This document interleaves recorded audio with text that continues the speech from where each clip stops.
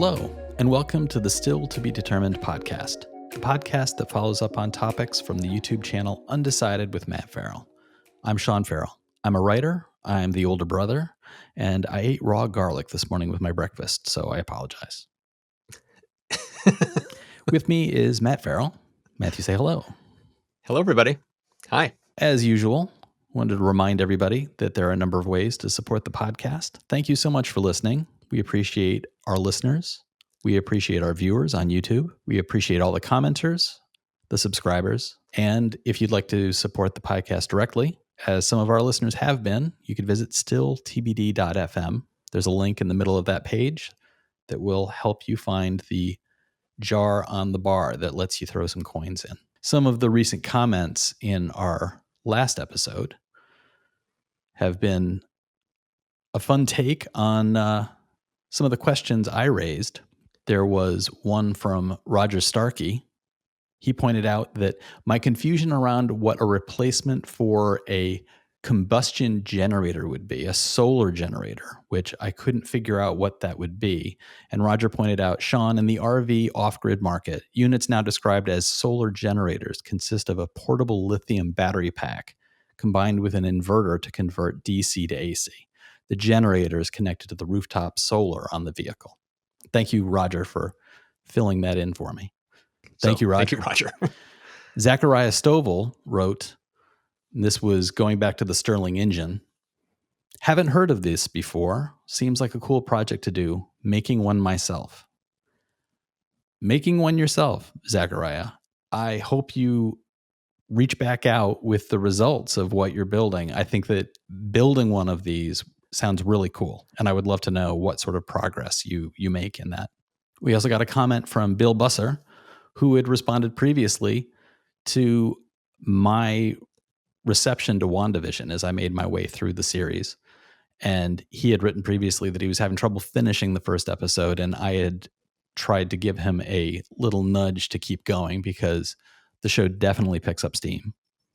And Bill wrote most recently, thanks for responding on my WandaVision comment. I'm partially through episode 2, which I was going to finish last night till I decided to pivot and rewatch some of my favorite Mandalorian episodes. Update, I finished episode 2 and burned through the next few episodes and now on episode 5. So nice. Keep going. We believe in you, Bill. Keep going. Good. Yeah, you can do it. You can do it. And the final comment that I wanted to point out, this one just tickled me because sometimes Matt and I will talk offline about getting older. And this was a comment that really made me feel like, oh, I'm getting old. Jerry Cash wrote, who is Peabody? Who is Sherman? Yeah. How did it feel old in one sentence? For those who don't know, Peabody and his human pet Sherman were a time-traveling dog and the human boy who assists him. So that's who Peabody and Sherman were. We grew up watching that. They're an old Rocky and Bullwinkle era set of characters. Yeah.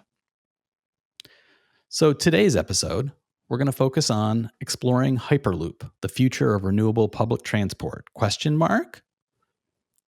I always had trouble starting the titles as a question.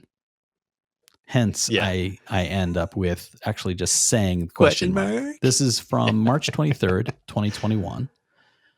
And at the beginning of your episode, Matt, you say, would you like to, and it's ride in a tube inside a vehicle traveling 200 miles per hour faster than a plane, a 747, I believe you say.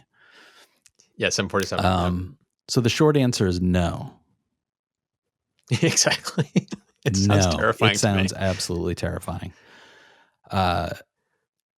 There's also the reference to within Musk's own approach to the work of the research around this, comparing it to air hockey.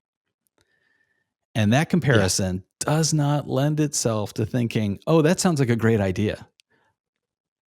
To go ping-pong around the air hockey pucks, nobody's really in control of that. And ultimately, if you're not watching what you're doing, you're going to break a finger. I think anybody who's played air hockey for any amount of time has had that moment where you didn't realize your finger has slipped over the edge of the table onto the field of play. And when that puck gets you, it's going to get you. So is that the tagline of Hyperloop? Hyperloop. You're going to break a finger. Hyperloop. You might just be the puck. The video is a fascinating vision of, you said it yourself a number of times, it's a sci-fi future, all of the video. Yeah. And I want to briefly mention, your video is full of high-end, well-rendered sci-fi imagery, which you get from companies that are currently working on this research. And yeah, all the companies that are doing this, that are trying to build these, they have all these crazy promo videos. And so we pulled all that stuff from their promo material because it's the perfect illustration of what they're trying to do. It does seem very Minority Report, very AI. It's a future that looks like, they've intentionally created a look that says, like, this is 15, 20 years away. They want it to look like the recognizable world. Right out of the gate, I found myself thinking, the logistics behind whether or not you can do a thing, the technology that would go into actually building these tubes. And there are other places to look into this research, the arguments about, is this even possible? And some of the comments in the video referenced some of those places that you can look for counter argument videos against the idea of this. But that's not what I wanted to get into. What I wanted to get into is, let's say that there's a company that's able to build this Hyperloop in the way that they envision tomorrow. Mm-hmm. What I kept stumbling on was just the two things. You would either need to have an insane amount of real estate to make this work, which is one tremendous hurdle. It's massive. If this was to be an above ground tube that was to run from, just take one of the smaller ones that they've talked about, connecting two cities instead of it being a nationwide network. You had the images of the national vision, where it's got input from New York City that runs all the way down to, I believe it was Dallas, and then from Dallas over to the West Coast. Let's not even look at that one. Let's look at the smaller scale. Let's just say San Francisco to Los Angeles. If it's an above ground tube, you have to get real estate to connect the entire length of that part of California. There's then the not in my backyard arguments of not wanting a tube like that. Can you use existing rail yards and rail lines potentially? Well, maybe, but the construction of this thing would be so massive, you wouldn't be able to limit the construction zone to just that. You couldn't say, well, here's a rail line, we'll just build the thing above it, because the construction equipment would need so much more room than just that line. So that's a hurdle. So that's one line of thinking that made me think, like, how would you even possibly start that argument? And on the other side, going underground, New York City went through, I forget how many years it was, 15, 20. Much of the time I've lived in New York City, this project of building a new subway line beneath Manhattan was underway. It was delayed a number of times. It was one of the biggest construction projects in New York City history. The size of the tunnel that was built was enormous, and it ended up being about 1/5 as long as they originally wanted it to be. They wanted it to be a major line that would connect regions of the city that did not have subway access And it ended up creating a line that's much shorter than what they wanted. So it's billions of dollars over cost over a longer period of time than anticipated for less impact than was desired. And on top of all of that, you're talking about a place like California where earthquakes are a problem. I can't help but think. Well, tunnels are actually very safe for earthquakes. Like Elon's actually talked about that, how they're structurally very strong. And if you're in the middle of an earthquake, you actually do want to be in a tunnel underground. It's actually one of the safest places you could probably be. So that side of it doesn't scare me. But like you're pointing out, really, like I live in Massachusetts near Boston, the Big Dig, which is something here where it took, I think it was almost a decade longer than expected. It went over budget by like 3-4 times. It was just a boondoggle to a whole new level. Now that it's done, it's great. But by the time they finished it, which was supposed to like open up all this traffic and stuff, by the time they finished it, the traffic had grown so much that we're still at capacity because the new capacity is already full.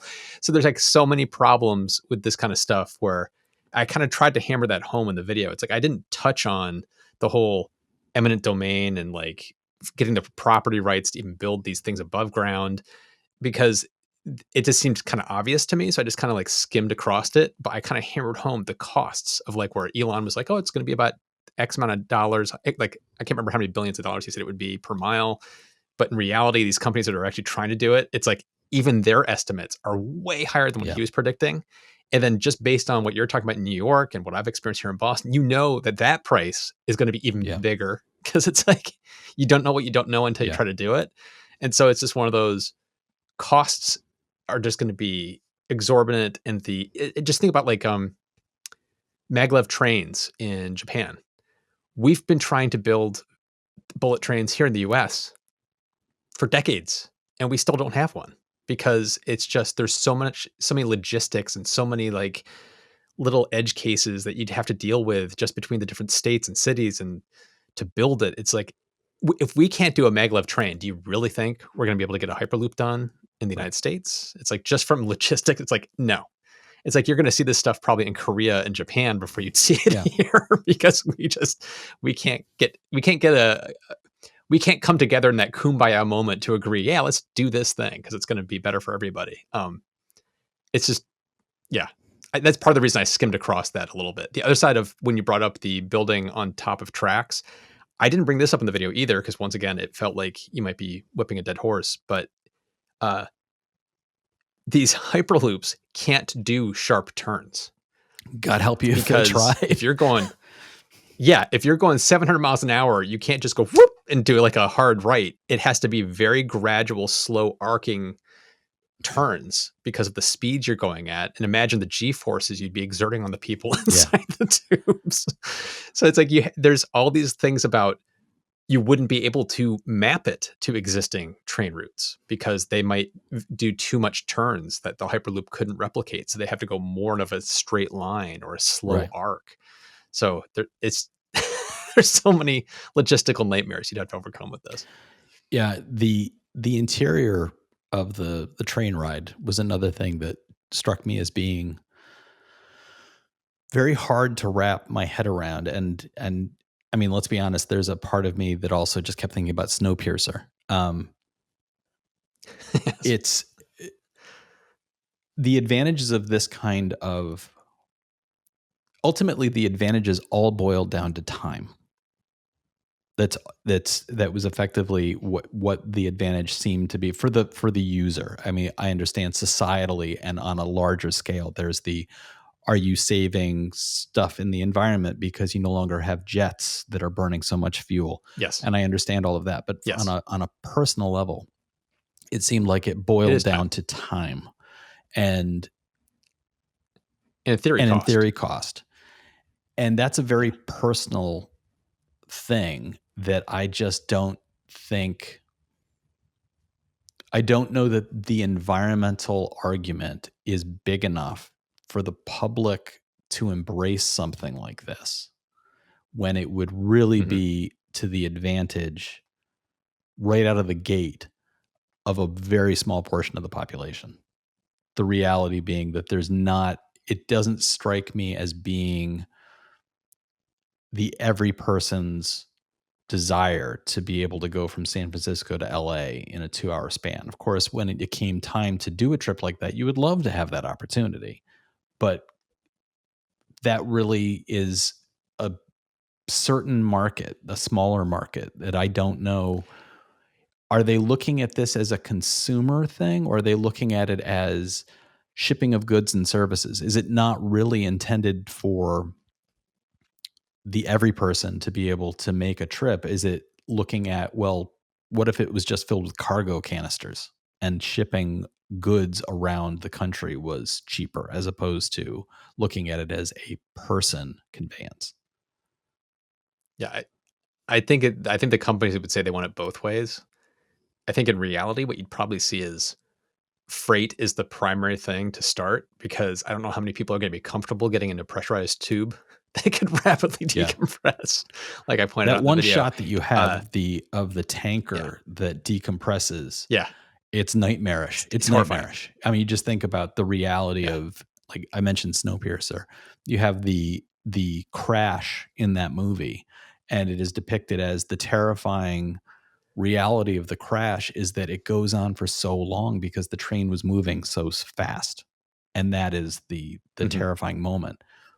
But now you add to that the reality of, well, what if those were pressurized cars and they were Yeah, decompressing in that moment, and you had something that was literally imploding or exploding? It, it would have been, the end of the movie would have just been like flowing rivers of tomato soup. Um, yeah. God, that's disgusting. But yeah, that's probably why it would start to be freight first. Like you'd probably build this on smaller scales. So you're not going from Los Angeles to San Francisco, but you're going from two smaller cities between for freighting for like logistics, like a UPS depot over to this other thing where you basically put it in this thing and in 5 minutes it's over there, as opposed to taking 2 hours right. to get over there. So you can move things around quickly, and then you basically prove the technology out for being viable and safe, and then you kind of scale it up and do larger formats of that. That's kind of why it's like, when I say, is this thing going to happen? It's like, who knows? It's too early to tell. We're probably going to see it on smaller scale Mhm. first. And then if it works and it proves out to be cost effective, then you might start seeing it ramping up. But like, I love that Korea is like, we're going to have this by, 2025. And it's like, yeah, Yeah. good luck. Let's see if you can actually pull that off. And again, it's a matter of scale. I mean, Korea talking about building something Yeah, like that, they're not talking about building something the size of from San Francisco to Los Angeles. correct. They're talking about like two cities that are not that far Right. apart. You build something between them and you start it Right. there. Yeah.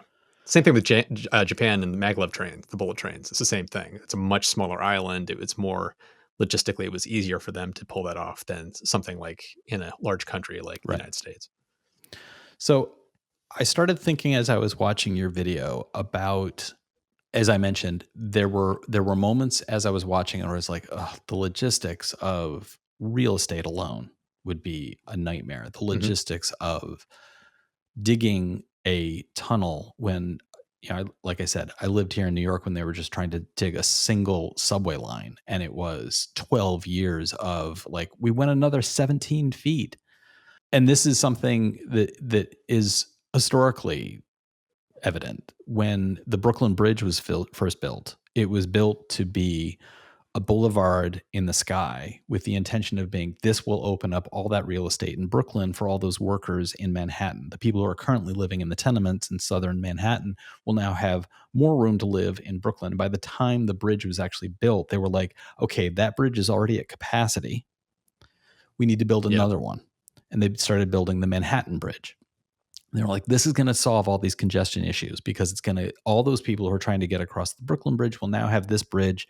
It will open up this other set of neighborhoods. It will solve the problem. And as soon as the Manhattan Bridge was built, it was at capacity. And they were like, okay, now the Williamsburg Bridge. And they just went up Yeah. the East River, starting with the Brooklyn Bridge, up and built bridge after bridge after bridge, because every time they built a bridge, it was already at capacity. Yep. So, and cost overruns, expense, like all of these things always take longer. You mentioned, Elon Musk comes up in this podcast and in your channel quite a bit, because he is clearly, as the Bond villain du jour, trying to push us forward in various ways. And he's doing this for all sorts of motivations. He's got personal motivations. He's got grandiose ideas about what humanity can be and should do. And he's marrying these things in ways that are both public and sometimes very not so public. I can't help but wonder something like his estimates of what this thing is going to cost. I would love to know, and I don't expect you to know, but I would love to know, what sort of estimates did he make in the past? And how did he meet or not meet those estimates in something like producing cars, like building up his industry the way he has? Oh, it's going to cost us this much and it's going to take that much time. And I do see him as somebody who adjusts and redirects really well. I'm not trying to throw him any sort of disrespect in that regard. I do see him as a person who is a fairly good barometer of what is going on and being able to say, like, that's not working, let's try this. But that's part of the history of our society, of expectations, goals, not meeting them, having to change. And while all that's happening, other things that are indirect results of that work spill out and do other things. And so that's where I want to end this episode, is hearing from you, no different from the space race. Yeah. Industry driven in a certain direction to do a very, very specific thing. We are going to land a man on the moon. Ended up driving technologies as independent, indirect byproducts of that drive. And for me, in looking at the Hyperloop video, you asked the question, would you like to live in the sci-fi future? And of course, sure, I'll live in a sci-fi future. Let me pick which one I get to live in, but I'd pick a sci-fi future that had Hyperloop trains. But I don't see them right now, standing where I am. I don't see them as a reality. And I don't see them as a reality doesn't mean, in the comments, there were some people who were saying, oh, people said the same things about cars. Like somebody in your comments would say, like, this is unrealistic. And then somebody's response would be, well, that's what they first said about cars and trains. Yep. And I don't think that that's necessarily, the right argument or the argument that I'm trying to make. What I'm trying to ask you is, what do you see going into the research and the drive for this technology that may not end up with Hyperloop trains, but could result in some other advancement somewhere else? Something that is going into the research that will suddenly say, like, oh, we can't do that with the Hyperloop train, but look what that technology did over here. Did you see anything? Did you come across anything in your research that pointed to some of those results? I kind of already alluded to it. And I probably should do a better job in my videos about this, because when I talk about some of these things, I may come across as overly positive sometimes, but I tend to wade in the gray areas of these technologies. The reason I talk about them in a very hopeful way is I love just the thinking behind this and the ingenuity behind it and the understand how and why they work and why people are trying to do this kind of stuff. And in the case of the Hyperloop, I honestly do not think I will ever ride on a Hyperloop train in my lifetime. It's like, it's not to say that they're not going to happen. I just don't think I'll ever be on one, because I've never been on a maglev train. They exist, but not anywhere near me. So it's like one of those, I don't think I'll ever be on one. There are so many things for this technology to overcome that they may never be able to do it in the next 10 years or 20 years because we don't have the know-how to do it. But as you pointed out, that doesn't mean that there's not going to be benefits that come out of this. So for me, when we were doing the research, it wasn't just me. I have researchers that help me with this.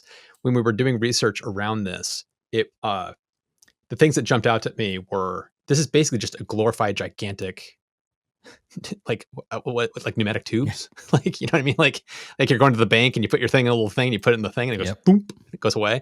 That's basically what this is. And so at a certain extent, this is older technology that's getting kind of scaled up in this crazy way. And it's like, we may not get all the way up to people-sized hyperloops, but like I alluded to earlier, it's like we could get to something that's maybe kind of a moderately sized hyperloop system that is just built on city scale. So like you're not going between Los Angeles and San Francisco, but you're going around San Francisco. You're going from the east side to the west side of New York in the blink of an eye. It's being used for things like transporting freight and goods between different sections of a city very quickly and efficiently. And when you look at it that way, you can see what Elon's goals are with the Boring Company, because he talks about building these loops within a city, and they're not going to be going 700 miles an hour, but you could potentially drive your car, like, like you have like a boat that takes you across a canal. It's like you drive your car into like this little machine that lowers you underground, and you get on this like little trolley thing that shoots you through an underground tunnel at 200 miles an hour, bypassing all the street traffic. And then at the end, you come out of the tunnel at the other side and drive away. It's like, that's the kind of stuff I see this potentially leading towards, more than something that could, say, take you from across the country in a gigantic, massive Hyperloop. So I do believe elements of this technology will show up in ways that are unexpected. Will it end up like the big grand vision of the Hyperloop? I like you brought up, it's like there's so many logistical challenges with the real estate and like safety issues, and how the hell do you keep a pressurized tube that's 700 miles long pressurized? How does that even work? It's like there's so many but if you're talking about something that's a few miles long, suddenly it becomes a little more doable and a little more achievable. And if it's not as large and it's not carrying people, it's like there's all these different things that make it potentially viable, that I think we'll probably see. Yeah, and in talking about advances in shipping, advances in this kind of transportation technology, I can't help but think the best laid plans sometimes go asunder. And I'm reminded of the ongoing story of the ship in the Suez Canal, which for people who might not be aware, a extremely large cargo ship apparently got confused during its navigating of the Suez Canal, and it ran aground. And it ran aground in a location that effectively is shutting down shipping to a very large degree in the Suez Canal, which is one of the most trafficked hubs of shipping in the world. And I don't know if you saw this, Matt, but somebody looked at the GPS data of the ship, and they didn't think that there was anything nefarious going on. But the path that the ship took inadvertently created the classic image of an era, which is the phallus and testicle shape, the dick and balls. Its path inadvertently created that. No different than moments where weather reporters on local news stations are on their map and they draw inadvertently, like, well, the fog is going to come in here and then it's going to focus around this area, and they inadvertently draw a dirty image on their green screen. This ship did something similar to that. So I'm just reminded of, we live in an era where we have tremendous technology, but sometimes you still end up with a dick and balls. Yeah. So, yeah. Just to add to that one little thing, did you hear that ship is costing $400 million an hour in losses? Yeah. An hour. Just the scale of the money that is getting lost by all these companies every hour it's going by. Somewhere there is somebody who owns that ship, and that person is just going, oh my God. Yeah. My insurance is not going to cover this. So transitioning from our discussion of the Hyperloop, we'll move on to our usual topic at the end of our episodes, where we talk about movies and TV shows and other things we may be watching or doing to pass the time. And Matt, I'm flipping a coin. You'll never guess. It's in the air. Uh-oh. Call it. Tails. Oh, it's heads. Tails. You lose. That means I have to go first. So I will start off with, in no particular order, just throwing out a few things that I've watched recently. I mentioned at the beginning of the episode the brief conversation with our listener, Bill, who talked about WandaVision, and I have now finished WandaVision. And I wanted to circle back real quick and touch on something that we talked about previously. And I think that I may have miscommunicated what I was trying to say. Effectively, like the way comic books would tell a story, and then there would be crossovers and collective storytelling in special mini-series episodes or mini-series issues. Mm-hmm. What I see Marvel doing, and DC is in the same path, they are trying to tell more detailed and intimate stories on the series level. Yes. And that's what I was trying to say. I think what I inadvertently did in our previous conversation was give the idea that somehow it was a smaller story. And that is not what I was trying to say. Yeah, it's definitely not. So intimacy, intimacy in the storytelling is what this was about. And I won't rehash everything, and I don't think that you need to rehash the things you've said previously. I think that the storytelling in the series was extremely strong. I think that they hit a lot of amazing moments with being able to create really a whole new direction for what is going to be coming in the Marvel Cinematic Universe. And I'm very, very excited. And I kept being reminded of some storytelling in the Marvel Universe that was taking place. I'm trying to remember exactly when it was. I think it was in the early 2000s. They did a whole storyline where the Scarlet Witch effectively disappeared all the mutants. And it was a storyline in which her power was scaled up, and they did a bit of retconning around the character, and that was all in the comic books. I kept going back to that during this series, and the stuff that they do with her, there really is an A storyline and a B storyline. The A storyline is her, the B storyline is the Vision, and Vision's is no less impactful. And what they've set up with his character, I think, is equally impactful. And there are some big picture introductions of motivations from other characters and descriptions of other characters within the Marvel Universe that I can't wait to see how it resonates moving forward. So I go back to Bill, keep watching. I think you'll enjoy it. By the time you get through episodes 4, 5, and 6, you see that the snowball is running full speed down the hill. It's collecting all sorts of momentum. And by the time you get to the end, you get some really neat moments and the introduction of, I would say, 3 big ideas that are going to have impacts in movies moving forward and TV series moving forward. Yes. And you also get new characters that I can't wait to see again in future storytelling. FBI. Yeah, all the threads that they laid down when they tried to do stuff like that in the movies, it overburdens the movie and the movie ends up kind of flubbing. This did not detract. All the threads they laid down did not detract from the intimate storytelling of Scarlet Witch and Vision and all that kind of stuff. It didn't detract at all.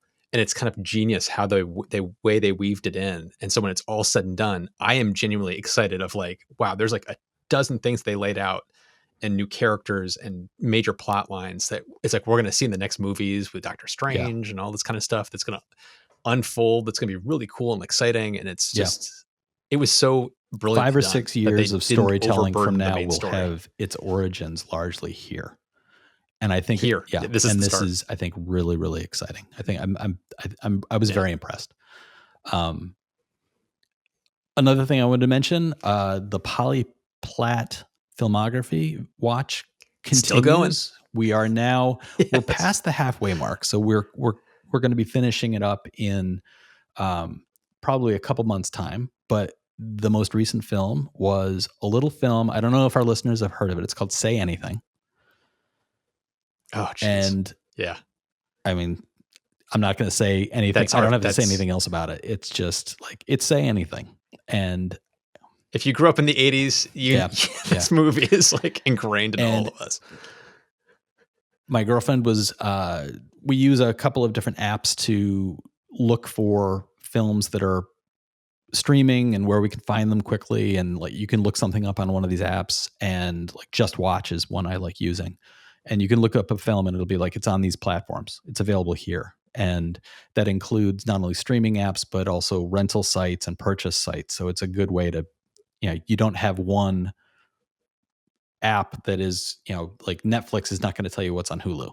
So this is the way to fill in that question mark of how do I find that? Say Anything was not available for streaming on any service currently. So we ended up having to rent it. And before renting it, I suggested to my girlfriend, I said, instead of renting it, I could just act out the entire movie line by line for you, because I We've know seen it so all many these times. beats. I know every single scene. Yeah. And I was quietly under my breath, whispering lines to myself prior to them being said in the film, which I had to watch because I knew that was going to bug the shit out of her. But one of the fun moments for me, and it was, again, we're getting older. We were watching the movie, and one of my favorite characters in the movie, going back to when I was a teenager and watching this movie, one of my favorite characters is John Mahoney as Ines Guy's father. And I suddenly let out a little gasp and said, in the reality of this movie, and potentially in the reality of when the movie was made, John Mahoney was probably my age. Oh, jeez. And Sarah looked it up. Yes. And John Mahoney was exactly my age when he made that movie. So watching a movie about the old dad who's doing things to help his daughter, and he ends up creating a criminal mess for himself, and seeing that it's somebody who was my age, I suddenly was on the other side of the fence watching this movie and saying, I still identify with John Cusack. Did it change your take of the movie, seeing it like on the other side of the ladder, the fence that you're on now? Did you walk away from the film with a different interpretation than you did when you saw it a lot as a I kid? think that's a very good question. And I think that there's a couple of reasons for why my answer is what it is. No. I think that there are a lot of people who say things like Catch in the Rye is one of the best novels I've ever read. And a lot of people will ask, well, have you read it recently? Most people our age read Catch in the Rye because it was assigned in high school. And then people who try to revisit it as adults very often have a very different take on the story because it doesn't work for an adult. It's written about a kid who is effectively, from certain people's readings as an adult, he's whiny, he's entitled. Like, this is not a hero. And Say Anything has, I think, hits differently. And for me, I feel like it's because it's a generational story of a gap between the boomers and the Gen Xers. And that was not in the lexicon at that time. We didn't talk about it in those ways. But when I watched it as a 50-year-old man, I was still looking at John Cusack's character in the dinner scene where he says, I don't want to make anything, I don't want to sell anything, and I don't want to process anything. I don't want to make anything sold or processed. I don't want to sell anything made or processed. And I don't want to process anything made, bought. And it's that looping conversation where he's just saying over and over again, I don't know what I want and I don't know how to get there. So I'm just kind of feeling my way through this. And as a 50-year-old, I still identify with that. And I feel like that's a generational thing. I think that John Mahoney's character, I can appreciate him. And when I was younger, I looked at him with that kind of, he had a charm and he had a desire to do the right thing and was doing the wrong things every single time, but for what he thought was good reasons. But I found myself not now thinking, oh, I've done that. Right. I found myself still thinking, yeah, John Cusack's character's got it. You don't know what you want. You don't know how to get there. Even at the age I am, I still feel very much of that era. And I feel like our generation, it continues to resonate. And I really don't know. I did not show this movie to my 15-year-old son. I don't know what his response would be to it.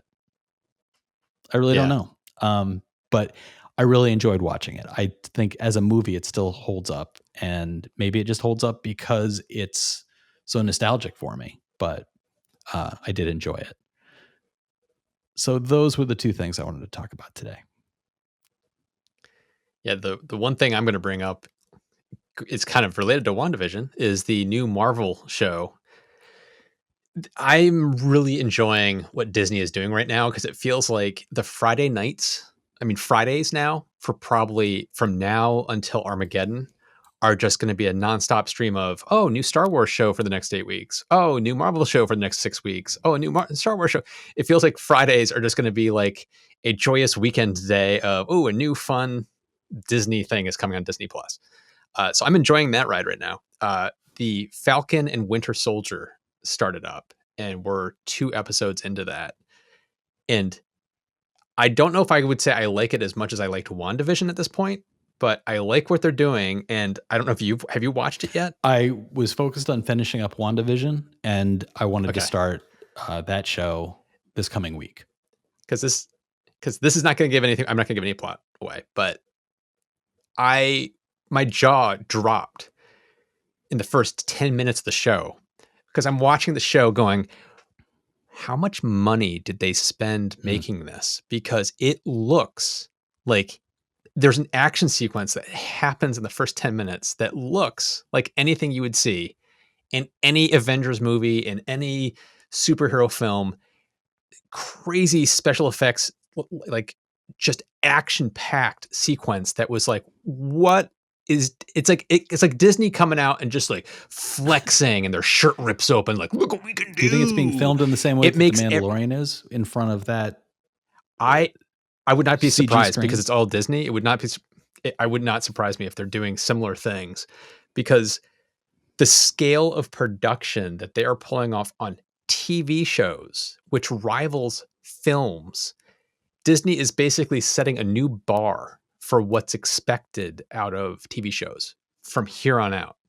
And nobody is matching them right now. And so I was just gobsmacked at the production quality of the show of, okay, with WandaVision, it came across immediately as, okay, this is going to be a little, like you said, intimate storytelling. It's around her and her mind breaking and her emotional state of being. And you understood that in the first episode or two. With Falcon and Winter Soldier, it's like, oh, this is an action-packed action adventure story we're going to see for 6 episodes. This is going to be like watching, any kind of spy thriller. It looks like Mission Impossible to me. It looks like the Mission Impossible movies, yes, where it's like, and now they're trapped on the outside of this train, and it's hurtling off the track, and it's heading toward this bridge, and it's like the scale of the special effects, just from the ads that I've seen, has looked like, okay, this is a Mission Impossible movie, which is, like you said, astounding for television. But at the same time, they're pulling that trick of, now that it's a TV show, we can take time with the characters and give them longer beats and moments so that we can get to know them as people, not just action heroes. And so you get this big action sequence, but then you get Anthony Mackie, who I love as an actor. I think he's really good.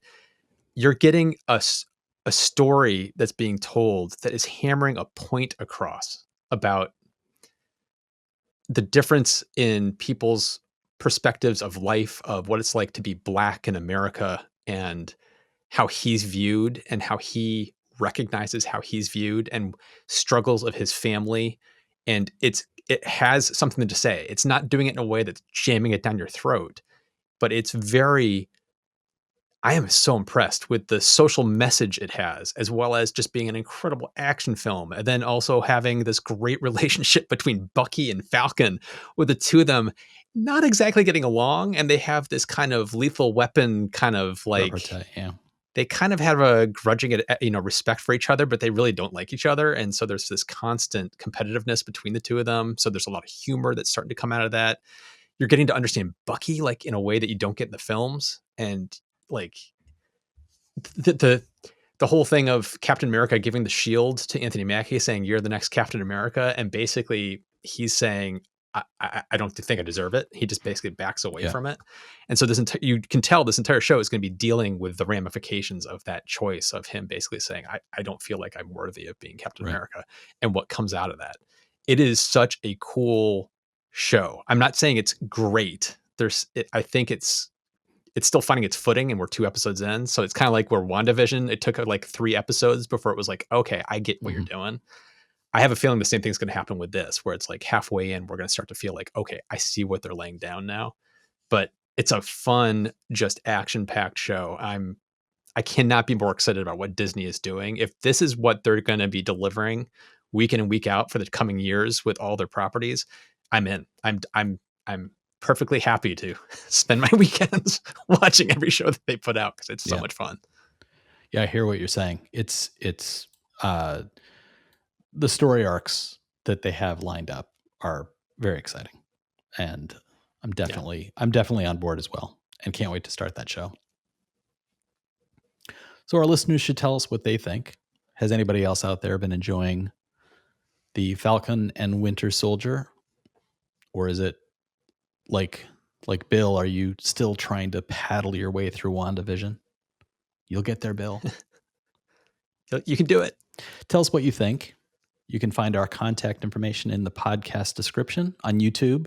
You can visit the comments directly below the video. Please do subscribe wherever you are checking us out. We really appreciate it. And don't forget, you can visit stilltbd.fm and you'll find the support the podcast link there if you want to support us directly. You can support us in a number of ways. You can leave a rating, you can leave a review, you can share us with your friends. All of that really does help the podcast. And then the podcast helps the channel helps Matthew, and then Matthew tells me I need to catch up on these shows. Thanks so much for listening, everybody. We'll talk to you next time.